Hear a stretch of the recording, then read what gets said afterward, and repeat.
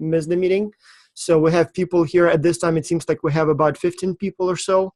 There are a few more registered, but those who miss will have a recording. I'm very happy to see that we pretty much have everyone in a different country. Even those who are in the same country are like from Germany, in the United States, or so very diverse. That's very nice. That's what we want. So if you're not talking, it may be a good idea to mute the microphones because sometimes it creates the audio feedback.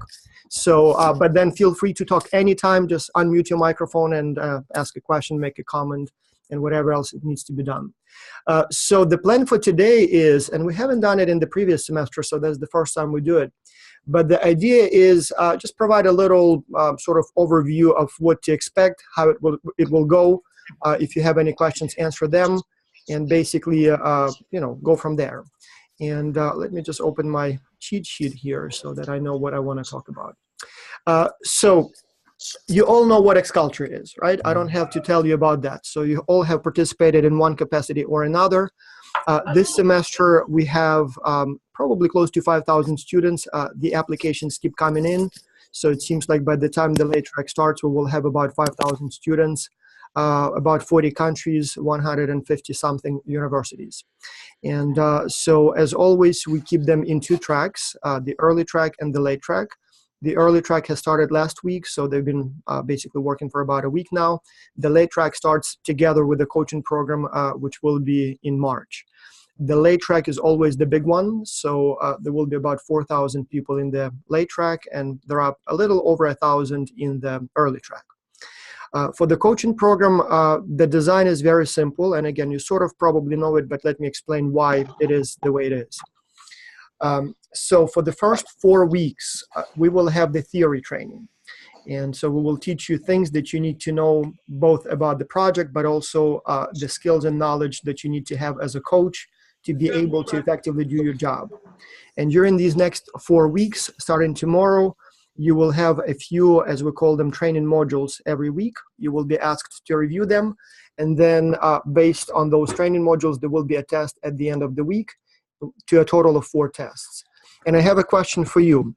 One, why do you think we do this 4-week training preparation, phase? And then second, why do we have 4 tests every week instead of 1 at the end? I'll give you a gold star if you give me a good answer. So just raise your hand, give me the answer, and meanwhile, I'll produce the gold star. Anyone? Don't be shy. Let's see if you can.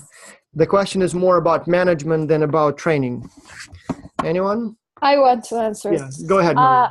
I think that we have to get some skills to help others because we know how to do some things because we participate, but we need to be like more professional in this area. We need to know how to transmit that knowledge to others. That's why we have to test those skills.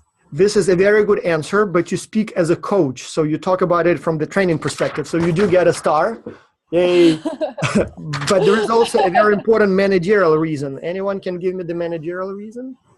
Do we have any cold-blooded managers who see beyond just simple politically correct reasons? Yes, you're absolutely right, Maria. That is the main reason, but there is another one that is very important. Anyone? Yes? I have one idea. Yes.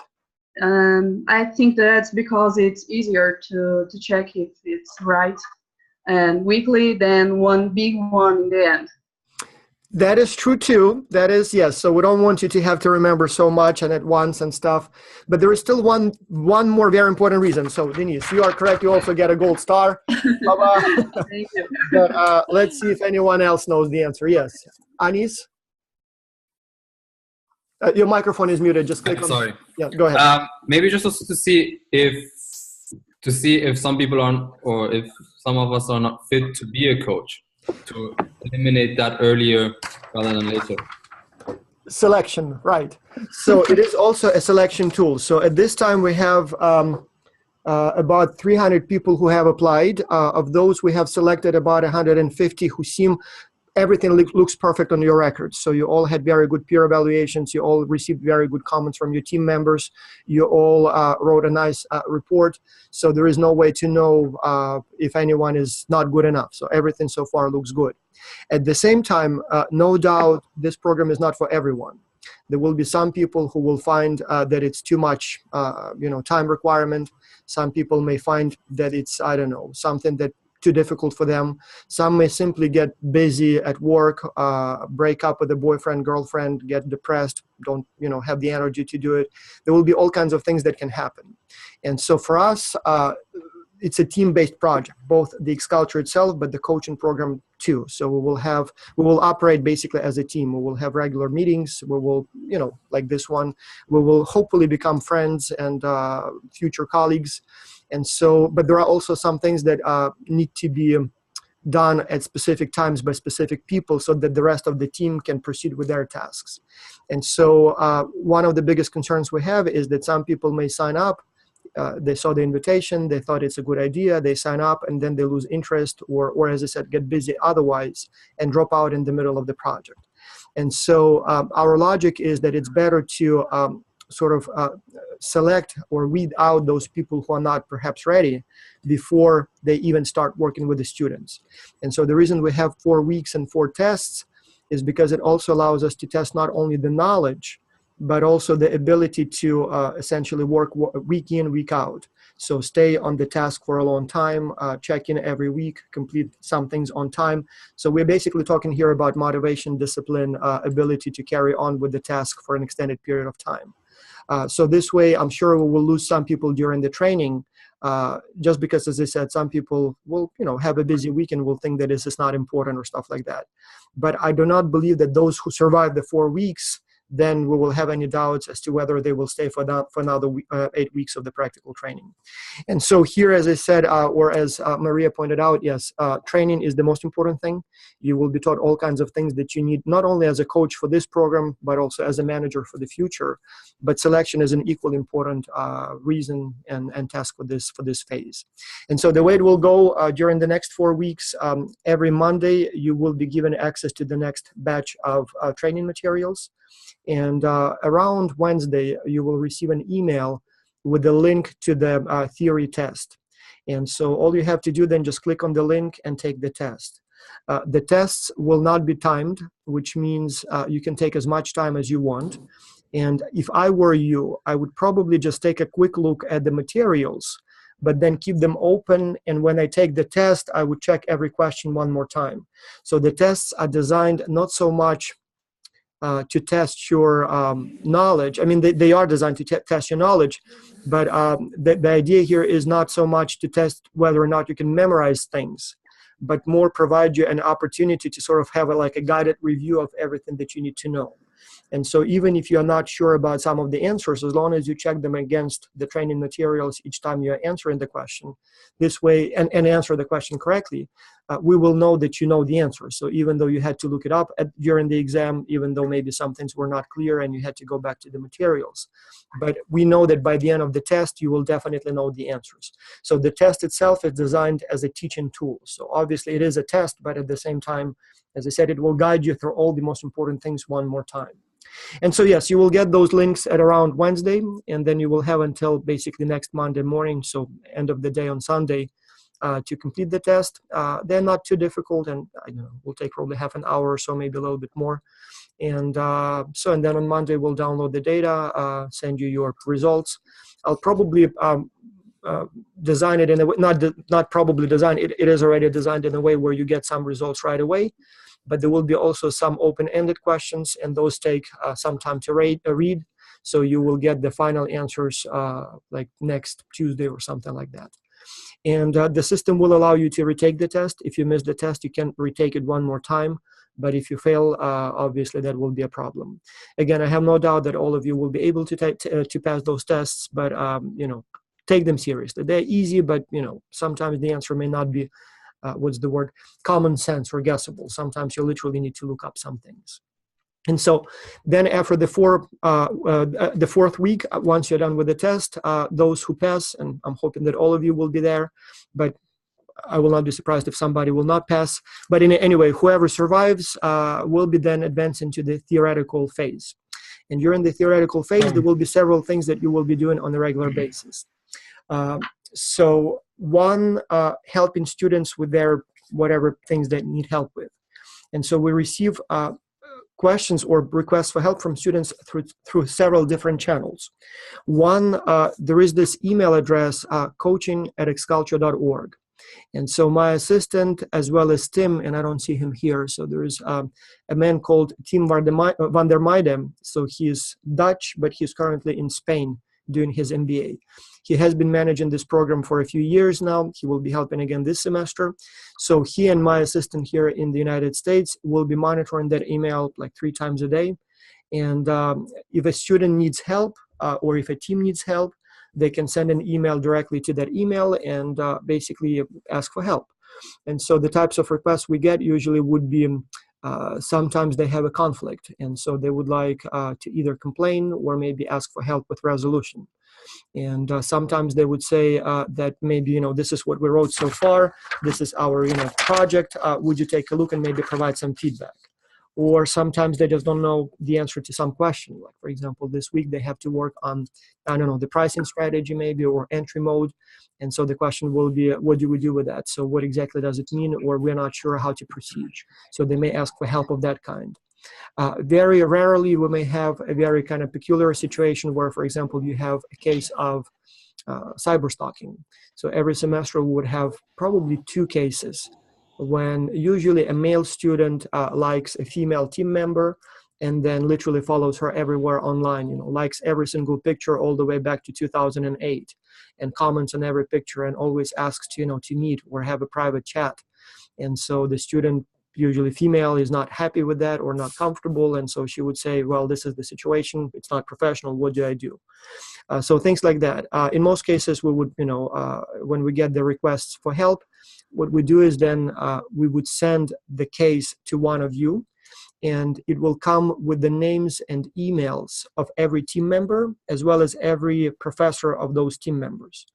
And so your job usually will be to reach out to the person who submitted the request, get more information. If needed, reach out to the rest of the team, get more information. If needed, reach out to the professors, talk to them, and then basically try to help them. If it's a case of a little conflict or maybe misunderstanding, or maybe somebody is not participating and the team is complaining and not sure what to do about it, or maybe somebody submitted a chapter that is fully plagiarized and the team is not happy about that. So you will basically deal with that to the best of your abilities. If it is something that may look a little dangerous, like cyber stalking or maybe bullying, in that case we may even have to involve one of the professors. We have a committee of professors who deal with those tricky ethical situations, and so maybe you'll even have a professor working with you on that. So, but there will be all kinds of things, and you'll basically have to manage it. So you'll have to figure out what's the best course of action, collect more data, and decide what to do, and then do it. And so every day we would probably get very few of those in the beginning of the project, then many more towards the end. And so I don't know, you'll probably have 1 case maybe per week, maybe sometimes even more if it's a busy week, or possibly there will be some weeks when there will be not many cases that are directly asking for help from students.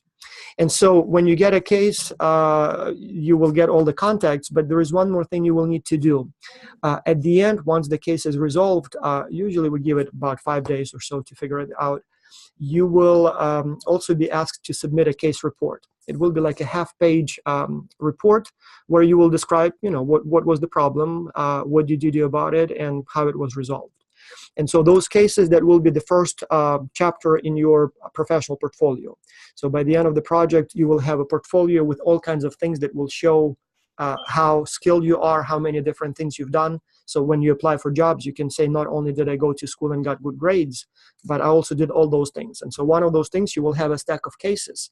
And you will say that I've assisted so many international teams with their problems of this kind, and here are the case reports.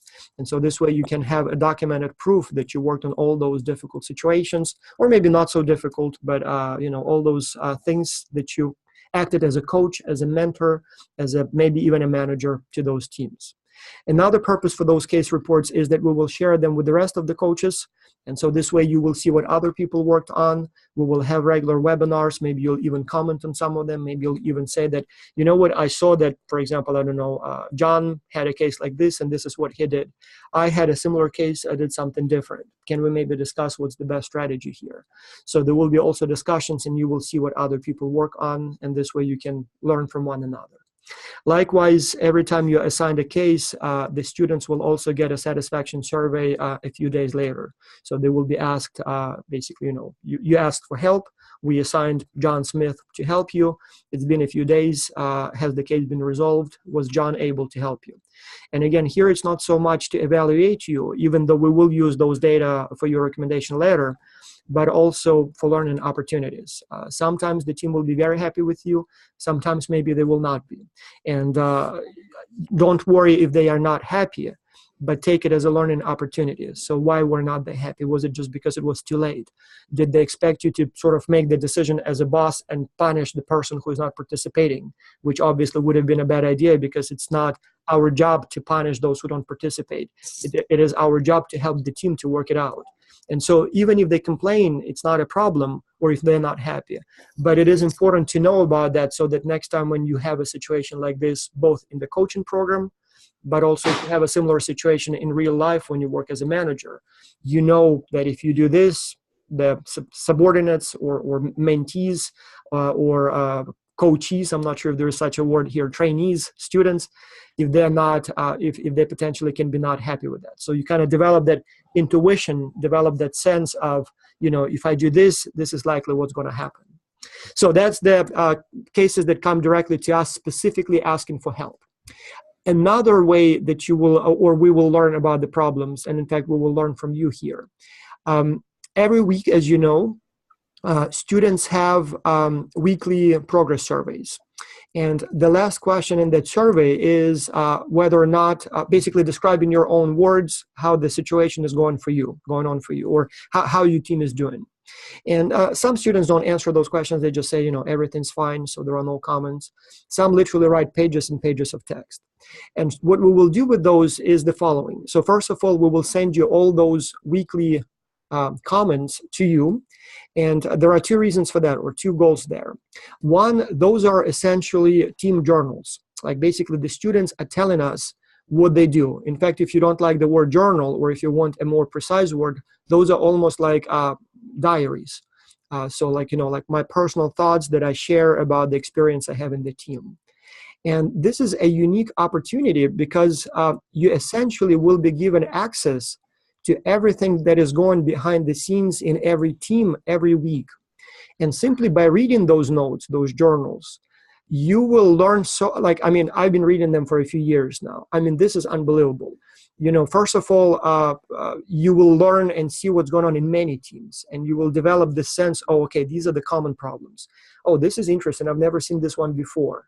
Second, you see them every week, and you will see okay, first week, 2, 3, they talk about this. Then over time, the concerns, the topics they discuss move towards a different area. Then towards the end, it's a whole different wave of, of issues that they deal with.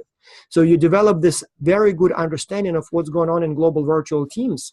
And this is something that I bet, literally on this planet, like you, me, professors, that's pretty much the only people on this planet who have this privilege.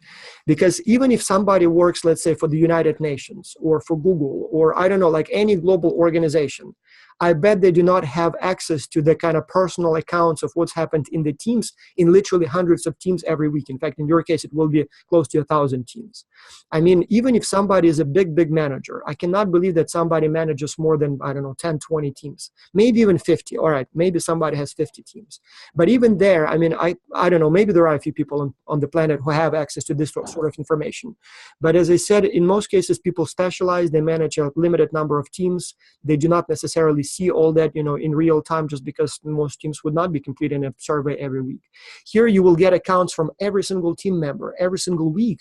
And as I said, you will see so many, like really unexpected things going on, especially because you will get it sorted by team. You read the first account and like, oh, that's interesting. But then right there, you see like 5 other accounts from the team members.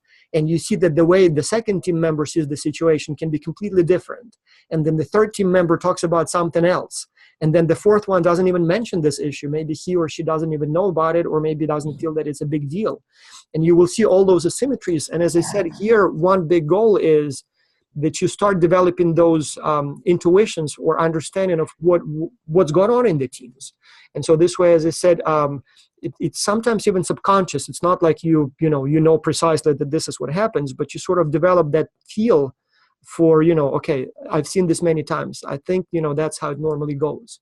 Or if you see, like a red flag, okay, every time I see this, I know next week this happens.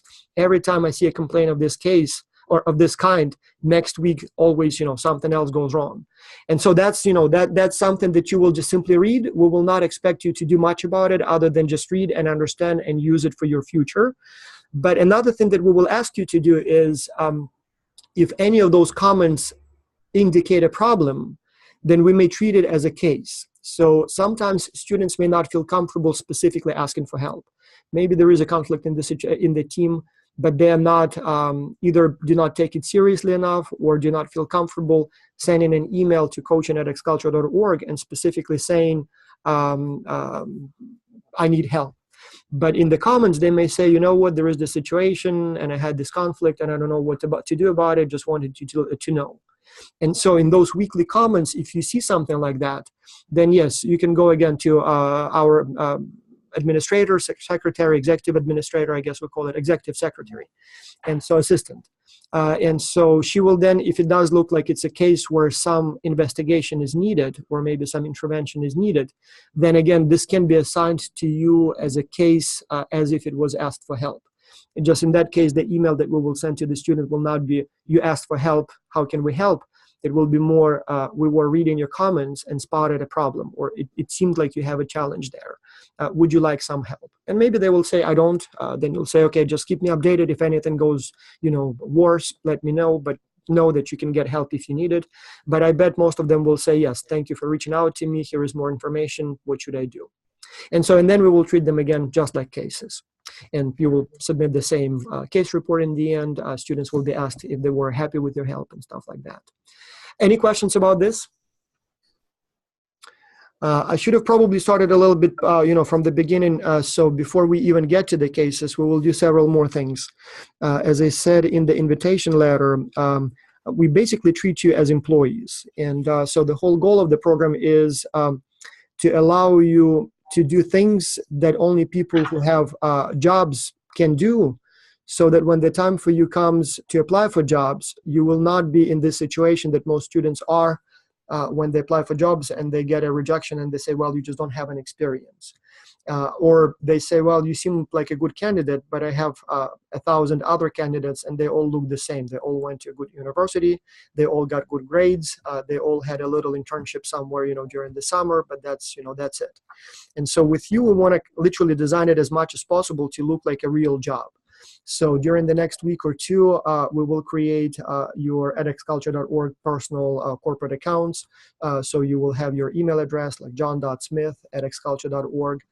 We will put your profiles on the xculture webpage listed as a coach, as a member of the team. So this way, not only the students will be able to look through your profiles and see who is helping them, but also if during this period you are applying for jobs, you can literally say, at this time I work for xculture. And so you can go to this website, you will see my bio, you will see my photo, my corporate contacts. So basically you will have that as well.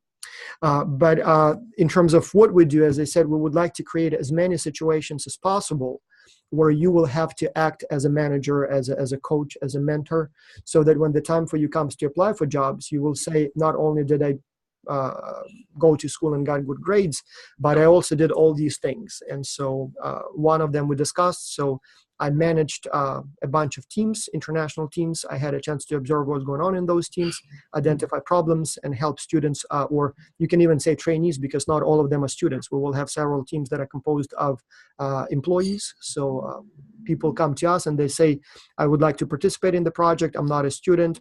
I'm a manager somewhere, but I think this experience will allow me to be promoted. Can I participate? And so we call them professionals, and we have several teams of professionals only. And so you will work not only with students, but also with professionals. And we even have ex-culture kids this semester. So we'll have several teams comprised of kids, pre-college. They may need also some coaching help. So I suppose you can even, at least some of you, if you would like to work with kids as well, we can even give you access to the kids, and maybe you can help them as well. So it's the first time we do the kids. So I'm not sure how exactly it will go, especially in terms of coaching. But it's possible that some of the cases may actually be for the younger, maybe high schoolers or maybe even younger. And so for your portfolio, you'll have those cases. Next, and before I get to next, any questions or comments so far? So conflict resolutions, feedback, all of that. So any questions about that? All right. Then next thing that you will do is we would like you to essentially almost like add check marks to your resume. We would like you to organize an instructional webinar, like live webinar, where you essentially act as, I don't know, like Tim Robbins. You know, you basically are presenter and you lead a whole webinar for about an hour and you deliver some training, and I'll talk about those in a minute in more detail. So the webinars can be done on any topic you want. In the simplest scenario, it could be you read all those comments every week, and maybe you have some suggestions. And so the webinar could go like this. You can say, I've been reading your comments. I will not be giving names and team numbers here, but I noticed that these are the recurring problems, or I noticed that most of you talk or have challenges with this, this, and this. So let me give you some advice on how to deal with those problems. Or you will be looking through the weekly submissions that they provide. And so you will identify probably some things that you see that are bad. You know, like over time, you will see that, for example, many teams, I don't know, don't provide references, or maybe write every page in a different font. And so as a result, it makes it, you know, inconsistent, looks unprofessional. Or maybe many teams have, I don't know, typos, or do not explain the decisions enough, or maybe do not provide the sources, who knows. And you can say, yes, over the last few weeks, I've been reading all those weekly deliverables, and here are some of the things that I've noticed. So these are the problems that I see all the time, and this is, you know, how you should address them. And then maybe these are the strong things that I've seen, you know, like, for example, there were a few teams that did this, this, and this, and I really liked it. For me as a reader, when I read many of them, this really makes it easier to understand what you mean. So let me explain to you how it's done so that other teams can do it. So things like that. So you can basically just talk about the observations you've had and comment on how things can be improved. Or you can select a specific topic. Maybe you can do a webinar on, for example, plagiarism. What is plagiarism? What is plagiarism is not?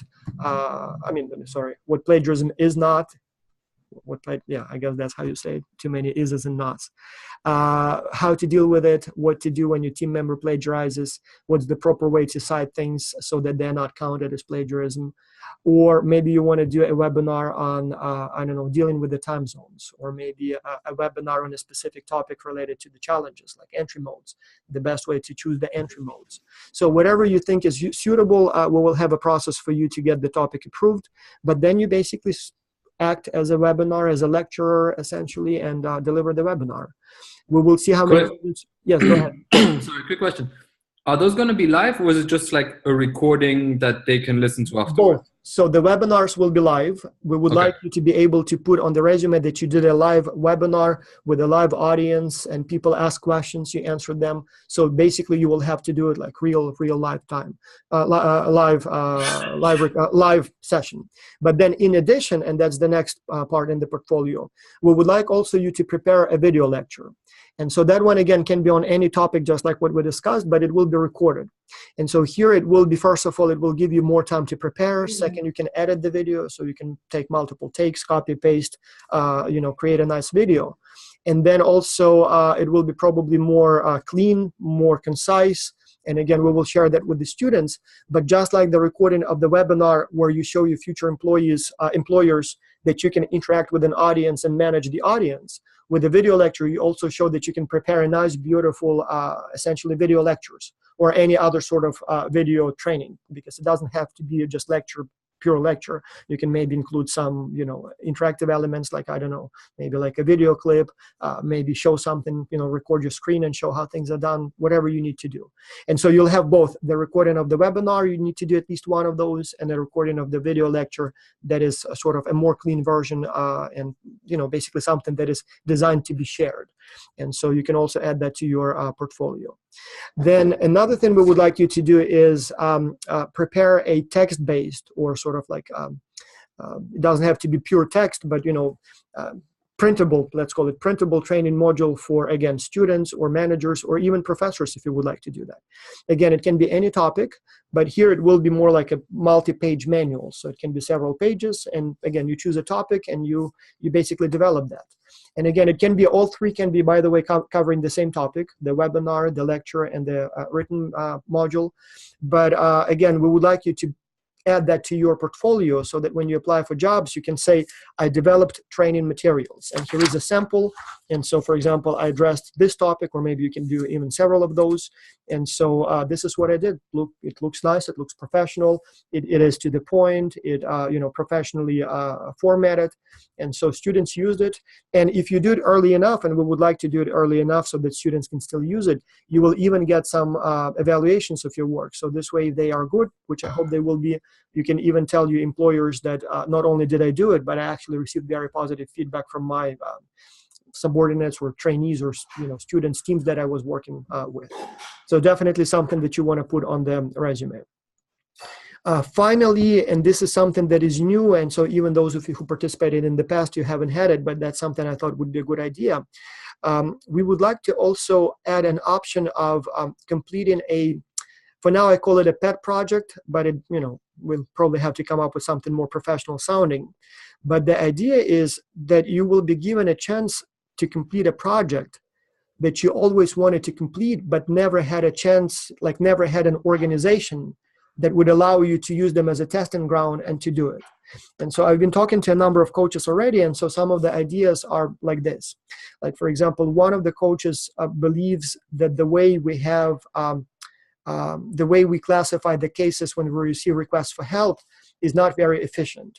And so she wants to develop a system for classifying cases as they come our way, so that on the one hand, we can easily see what type of help is requested. Like, for example, requests for feedback, dealing with missing team members, a conflict, cyber stalking for that matter, or anything else. And so this way, we can not only have a better idea of what kind of requests come our way with a nice chart, but also we can easily then assign cases to you guys in a way that you each get a little of everything, so that you don't get 5 cases and all 5 are, let's say, conflict resolutions, or not all 5 are cases when they ask for feedback. But it could be so we make sure that you get one of this, one of that, one of another one, and so this way it will be a little bit more manageable. And then also for the students, it will see kind of show them that they can ask not only for feedback, for example, but there are all those other options. And I didn't realize I could ask for help with that. So I don't know how it's going to go, but she had that idea and she always wanted to implement it. So I guess we'll give her the chance to do it. And we will test drive it with our own system. And if it works, it's great. So this way she will be able, again, maybe even one day, not only put it on the resume, but also, as I said, use it in the future for her own work. And then, Casey, I see your question, so I'll get to that in a second just before I forget. Other examples of pet projects could be, like, for example, one coach wants to do like a documentary and record interviews with the winners of the last project, of the last semester. So literally just, get the names, call them, see if they would like to be interviewed, and essentially ask them, so what was your secret? How did you do it? And again, the hope is there that, first of all, they will say something smart, but at the same time, the student says, I always wanted to do like a film. And so here is my opportunity, and I'll just make like a half an hour, like record interviews, cut them, and make a nice, documentary about the winning team. Or somebody wanted to do, this one is very interesting.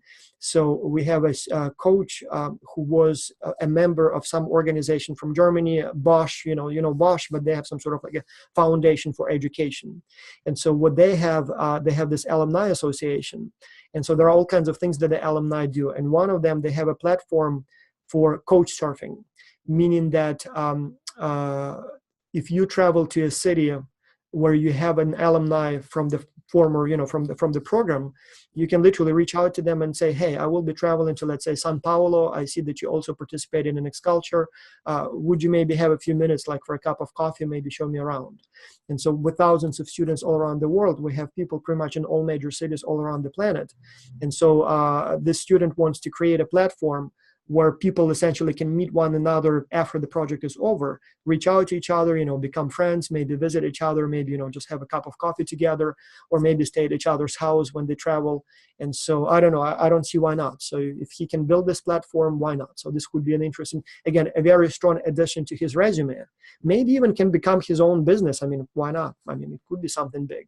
But at the very least, even if it fails, it's a good experience, and you can put on your resume that I tried it, it did work, or it didn't work, but I have that experience. So let me go back to question. So can we work in small teams or in single? Yes, absolutely. Very good question, Casey. Ideally, I would like you to work in small teams. I mean, you can take it on individually. That's perfectly fine. But if it's an interesting idea and somebody else wants to help, it would be probably more fun to work together, and probably it will be much more effective if you work together. So absolutely. And as I said, we will have weekly webinars like this one, where we will just get together and, just only coaches, nobody else, just, exchange ideas and, see what's going on. And obviously we can discuss what pet projects people have in mind, and then you can form little teams and work together. With the weekly webinars, by the way, you do not have to attend them every week. Obviously you cannot, always be available. Sometimes time zone differences. Sometimes it is, you're busy with other things, but we would like you to attend at least some of them. And so we talked about it with Tim yesterday. So we said maybe we will say, no less than 4 of them over the entire period. So this way it would be like every 2 weeks or maybe every 3 weeks. And so maybe we'll even have them at different times during the week. So this way, if some of you, let's say, work on weekends, you will attend one that is during the week.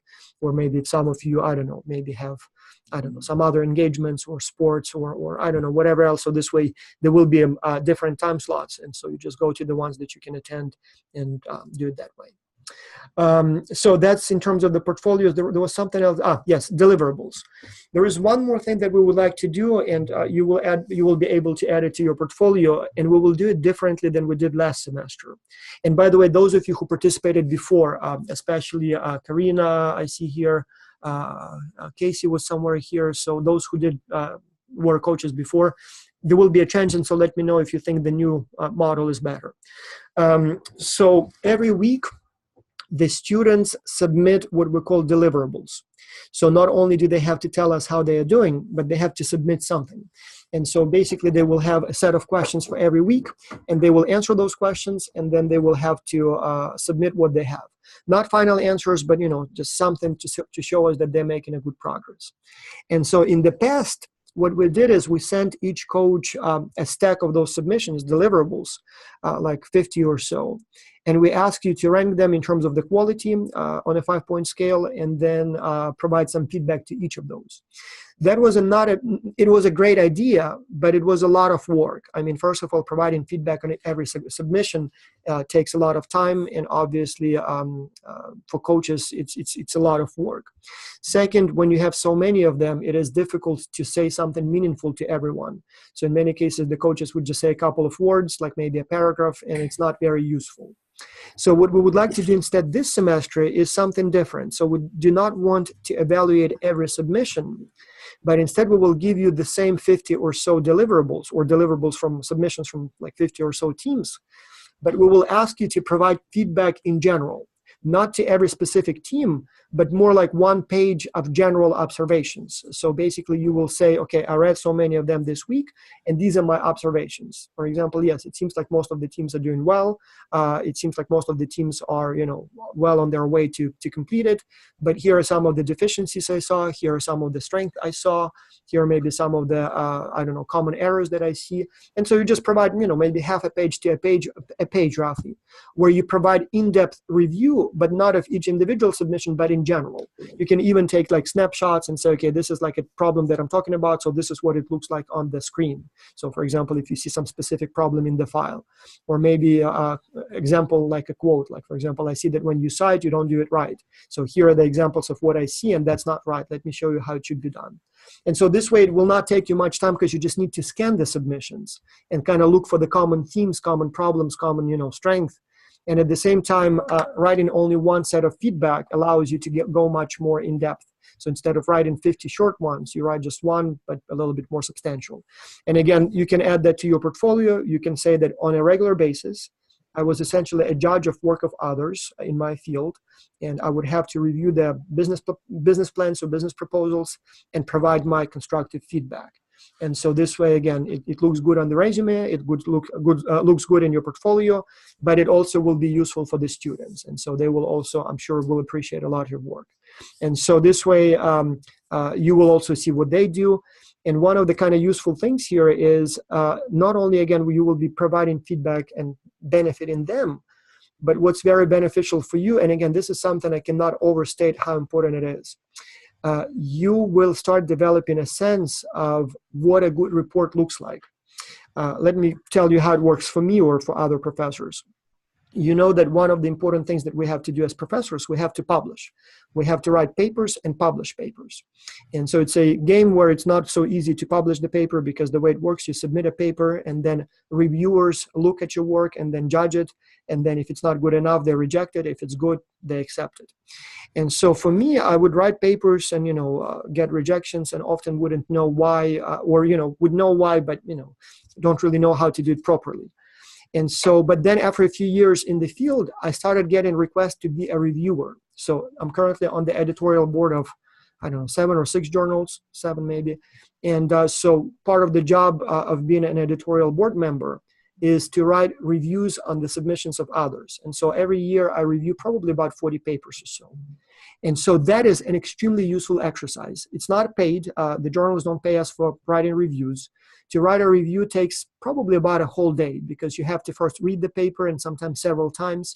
You have to understand what they say, and then you have to very in-depth provide a review and basically explain what's good about this paper, what's bad about this paper, give a suggestion to the editor whether or not it should be accepted. And then you literally have to look for errors and explain how the paper can be improved. Hardly ever is the paper accepted on the first try. So in most cases, they do what they call R&R, revise and resubmit. So you say, okay, we like the paper in general, but here are the deficiencies we see. So here are the reviews from the reviewers, and there are usually 3 of us. And so could you please fix these problems and then resubmit? And if it's good, then we will publish it.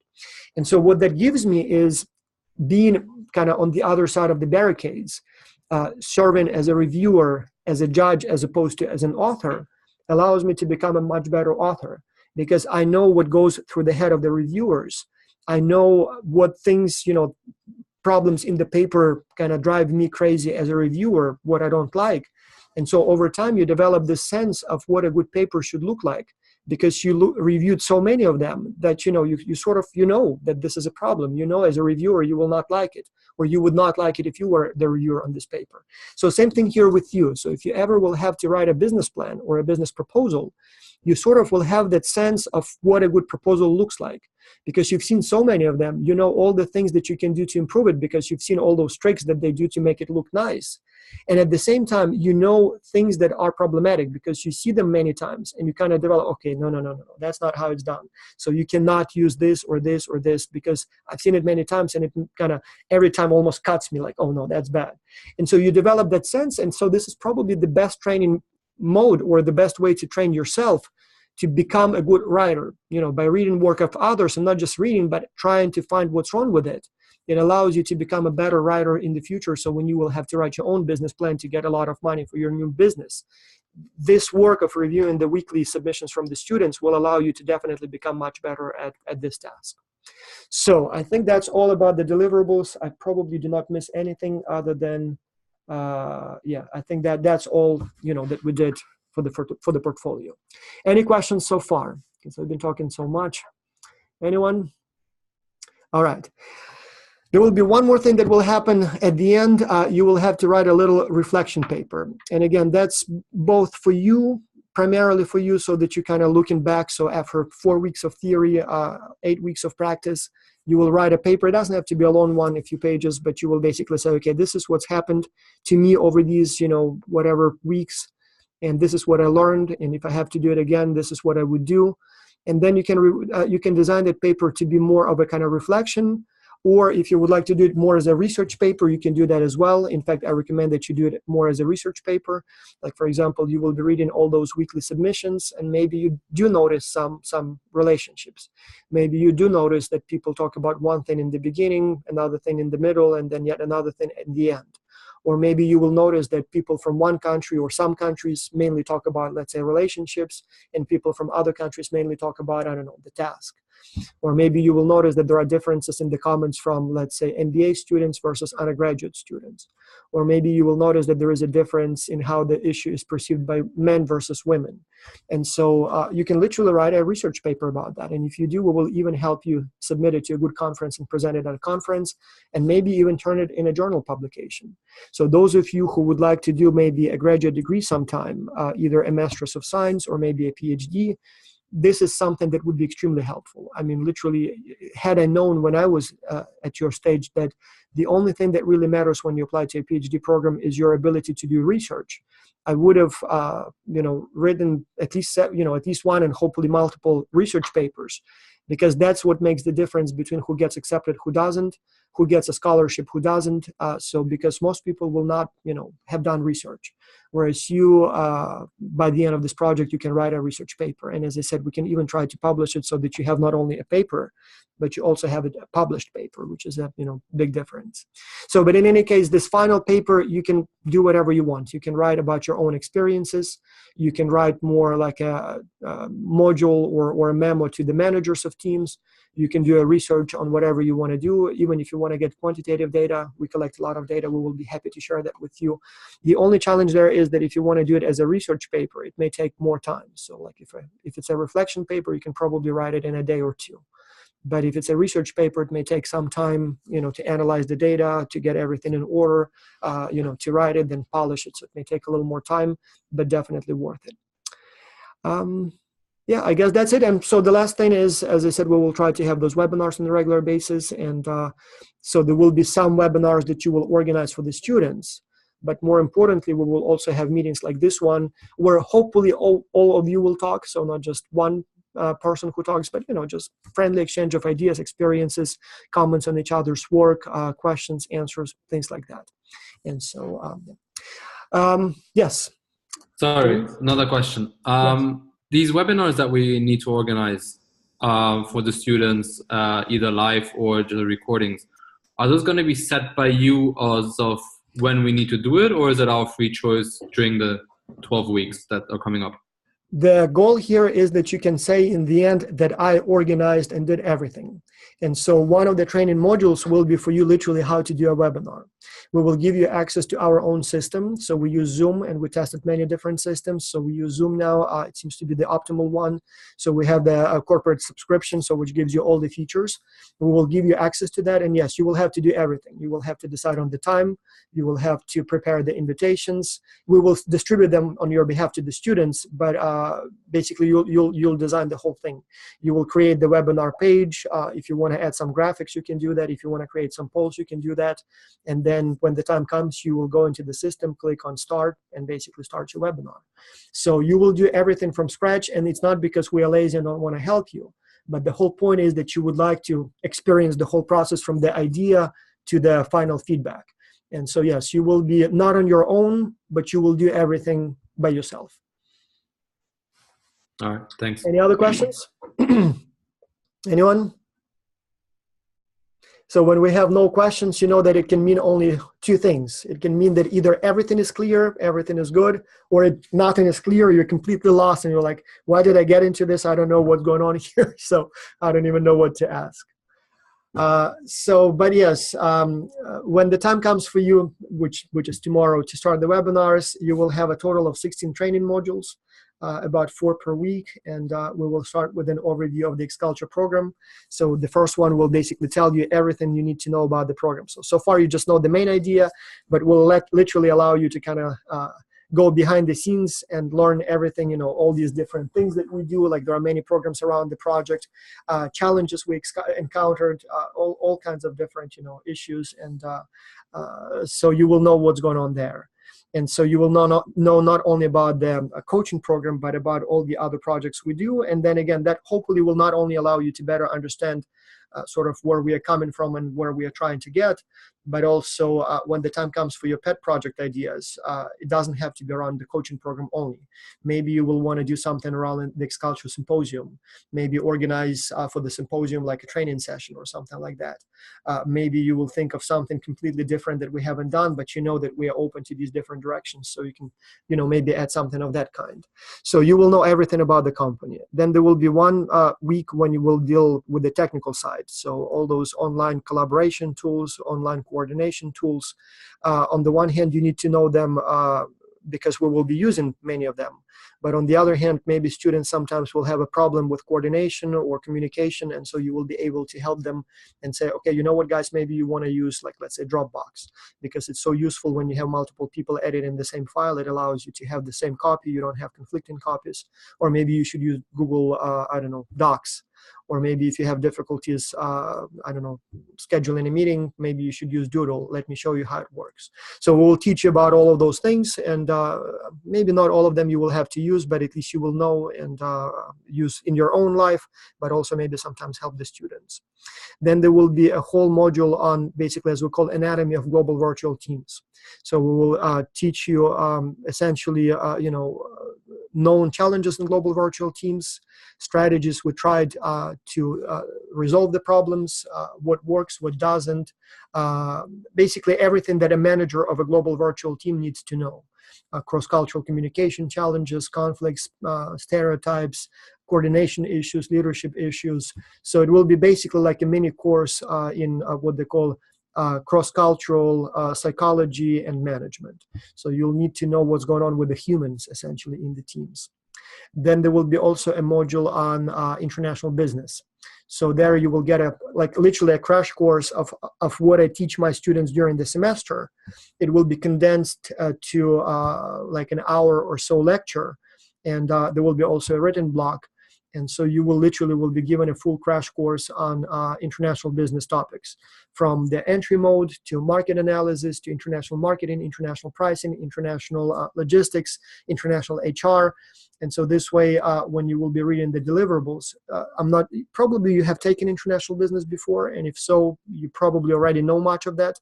But if not, you will at least have, you know, like a condensed version of everything that an international business manager needs to know: international strategy, international HR, international marketing. So this way, you can give knowledgeable feedback, knowledgeable advice. So if they say, for example, we think that franchising is the best way to go, you will know that, oh, maybe in this case, actually not. Instead of franchising, maybe licensing would be a better choice. Or if they want to go like, you know, pricing subscription, maybe you will look at that and say, yeah, I think for this business model, subscription wouldn't work. Maybe you should go with a fixed price. So there will be a module on that. And so by the end of this training, you will have, you know, you will know how to provide feedback. So there will be a whole module specifically on that, what's an effective, constructive, useful feedback looks like. There will be a module on cross-cultural conflict resolution. So when you have conflict situation, you know, what's the proper way to approach it? Again, some things of those, you know, somewhat kind of common sense, you would think, but much of that, you know, once you start trying them, when it comes to research, you know, research shows that, you know, maybe this intervention doesn't actually work as well as something completely different. And so we tested many of those things. So some of them we have like literally empirical evidence. So we know that if you do this, it will reduce, for example, free riding by so much. But if you do this, it will reduce it by, you know, extra 10%. But some things we may not know the definitive answer, but at least we'll share with you what's known to science so far. And so it may be in some cases you'll even have to invent your own way to intervene, because we may literally not know a good answer. So we know that it's a problem. We know that so many things have been tried and didn't work, but at least you will know that. And yeah, and then we will, as I said, have during the theoretical phase, we will have some meetings, but mainly just to answer your questions. But then it gets really interesting once we have the practical phase. So then that's when these meetings become much more dynamic, much more interactive, much more engaging. So there will be some funny cases. There will be some bizarre cases. There will be some, you know, organizational challenges. So it will be fun. Any other questions? Let me tell you one story just so you know, like a bizarre case that I'm dealing with and I have to make a decision tomorrow. And I really wish that the coaching program had started so I could get your feedback. But I don't know, if you have some suggestions, do send me an email because I have to make the decision tomorrow. So we have this very, very strange situation this semester in the early track. So you will probably not have to deal with that, but we've never seen it. We've done it for what, like now it's 8th year, and we do it 4 times each year, 4 tracks. So we've done it like 30 times, and I've never seen anything like this.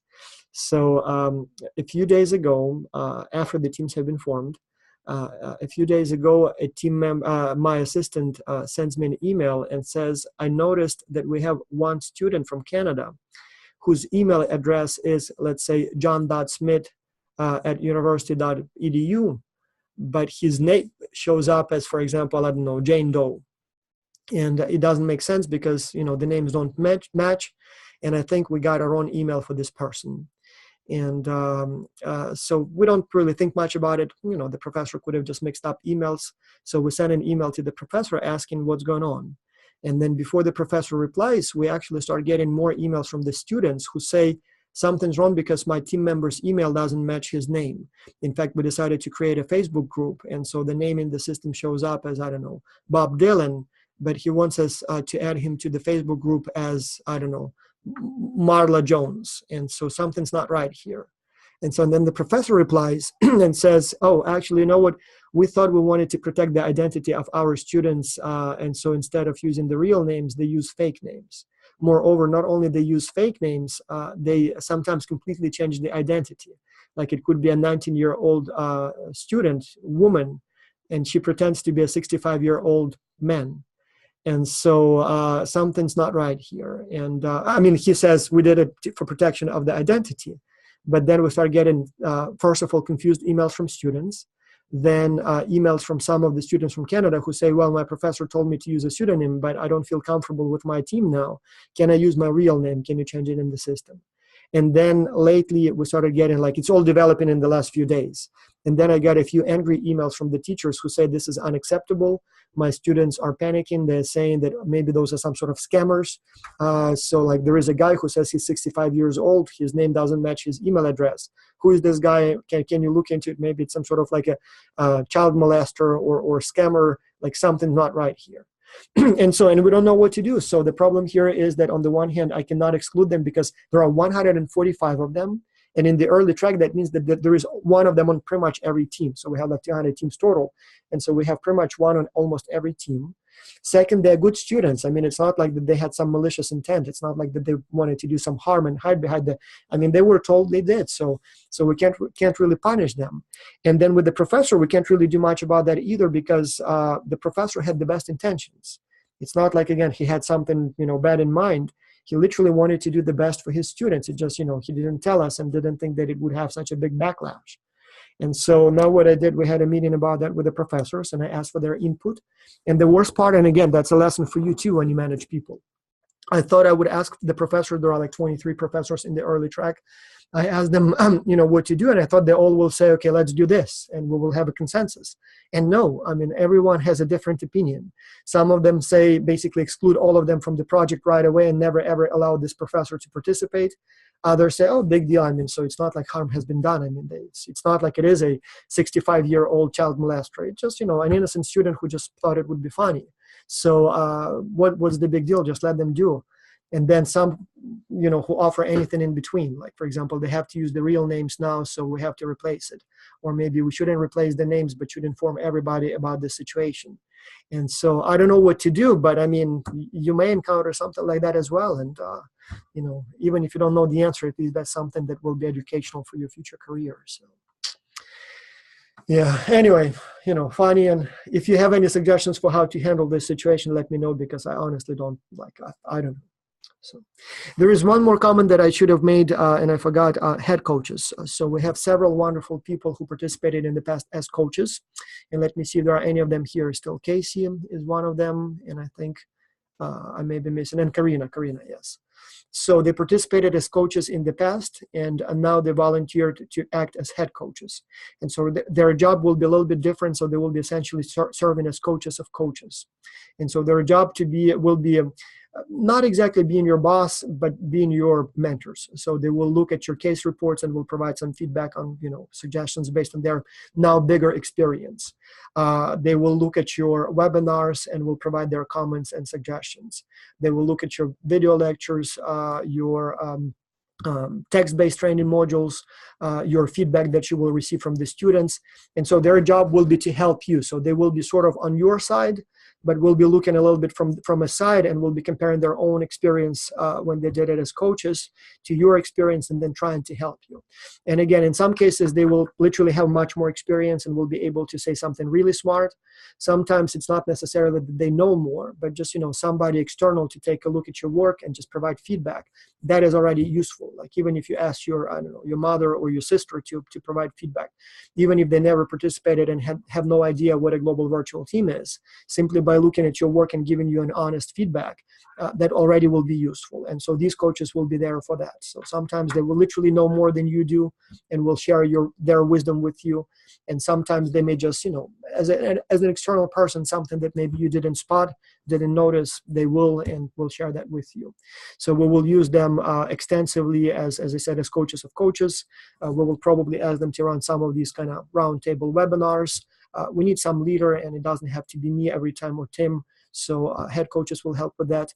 But other than that, they will be involved, in every capacity that you do, but they will not be doing them, like they may be asked to assist you with the cases, but they will not be assigned cases per se. So they will basically be, as I said, mentors of coaches, coaches of coaches. And then, by the way, those of you who will do well as coaches this semester, if you decide to do the head coach program next semester, you will have that chance. And so in this case, you will essentially act as managers of managers, not as managers of teams, but essentially as managers of managers. So, and yes, Kimberly, yes, absolutely. So yes. Kimberly will be another one. So I think we have 6 of them total. And so we want to keep that group small and intimate, and, like they already know each other and they will learn, get to know you. And so it's a wonderful experience for them. So those of you who will do well will be invited to join this team next semester if you would like to. Yeah, I think that's it. So there is one more thing. So we will have the symposia this year. One will be in Italy in July, end of July, and one will be in Nashville here in the United States in October. And so as coaches, obviously, you will be invited. And we are even looking in the possibility of inviting you not as participants, but as coaches, so that you can assist as a coach during the preparation when the teams will be preparing. Then during the week while we will be at the symposium, so you can help them rehearse their presentations, help them prepare their work. And we are looking in the possibility of offering you travel stipends so that you basically come as an employee, not as an attendee. So basically we want to not only cover all your registration costs, but even give a travel stipend so that you can, attend this meeting and help us do the meeting well, but at the same time gain some experience. And Does of us that the program will be participating as the head of coach, can we continue to use the X-Culture mail? Yes, of course, yes. Those of you who participate as head coaches, you still keep the same email address. So if you drop out, obviously we will, delete that one. But yes, if you participate as a head coach, and yes, Olan Ravaju, you will be one of the head coaches, if I remember. So yes, you will keep using the same email address, yes. And the reason we create you the email address is at xculture.org. As I said, one, it looks a little bit more professional when you deal with the students. If your email address is, shadyman27@hotmail.com, it doesn't look very nice. But if it's, john.smith@xculture.org, there is some level of credibility. But also, as I said, if you would like to, use it as a way when you're applying for jobs, for example, or to graduate programs, to show that you are now in a, basically you hold an important position at a global organization, even though we're not Microsoft or Google or, I don't know, General Motors or whatever, Mercedes-Benz, it's still a big organization, still has, certain reach and appeal. And so you can put on your resume that you work for us, and, in correspondence with employers, you can even use your corporate X-Culture email, to send a message that you are, you're engaged in something. So not just a guy desperate for a job. All right, so we are out of time, basically. Any other questions, anyone? You're not very talkative now. So I know, I like to talk, and sometimes shutting me up is a trick, but you have to be a little bit more, interactive. So hopefully once we get into it a little bit more, you will become more comfortable. And so All right. Well, thank you so much, everyone. So obviously, thank you. There were 20 of you or so who attended live, and then we will have a recording for those who didn't attend live. And I should have done something like this. I can switch it to the way where the face of the person who talks is on the whole screen. So I wish I had done it, so the recording will be more suitable, but that's fine as it is. Yeah, it looks like we have 22 people here, so that's a good group. All right, well, so wait for the email with the access to the materials sometime later today, tomorrow the latest, and then around Wednesday you will get an email with the link to the test, and then the cycle will repeat itself every week for the next 4 weeks. All right, well, have a nice day, nice weekend. Those of you in Europe, good night. Those of you in the Americas, have a nice day. And it seems like we didn't have anyone from Asia here, or maybe I missed someone, but for them, that's really like good night. So for them, it's really late. Thank you. And if any other questions arise, just send me an email. All right. Thank you. Thank bye-bye. you. Bye-bye. Bye-bye. Yeah. Bye-bye. Thank you.